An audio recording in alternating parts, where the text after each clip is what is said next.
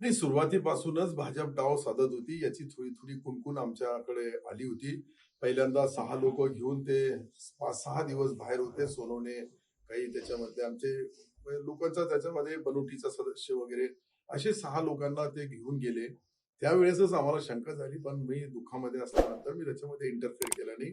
परंतु या गेल्या 4 दिवसामध्ये जी घडलेली घटना आहे, का सन्माननीय उदयजी सामंत साहेब आमचे उद्योगमंत्री आणि रवींद्रजी चव्हाण साहेब यांच्यामध्ये झालेला संवाद, यांच्यामध्ये झालेलं बोलणं, आमच्या भोमरे साहेब होते, त्यानंतर आमदार भोमरे साहेब आणि मला असं वाटतं का तिन्ही आमदार होते.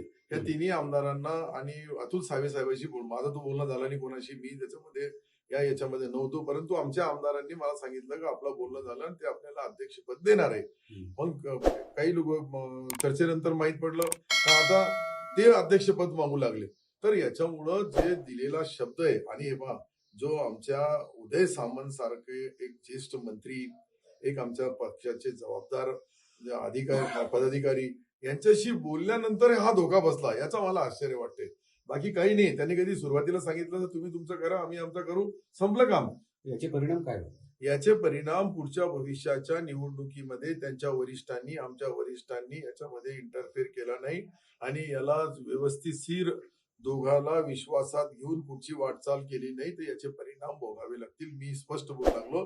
शेवटी जिल्हा परिषद ही जी निवडणूक आहे ही अनेक वर्षापासून भारतीय जनता पार्टी आणि शिवसेना यांची कधी युती राहायची, कधी नाही राहायची. परंतु शिवसेनेची सत्ता सातत्याने महापालिका असेल, जिल्हा परिषद असेल, या ठिकाणी या संभाजीनगर त्यावेळच्या औरंगाबादमध्ये स्वर्गीय बाळासाहेबांपासून ही जी परंपरा आहे त्या परंपरेला धोका बसलेला आहे. आणि हे जे त्यांनी जी आमच्या सोबत जी गद्दारी केली, या गद्दारीमध्ये विश्वासघात झाला. मी तर पहिल्यापासूनच बोलतो विश्वासघात होणार आहे, विश्वासघात.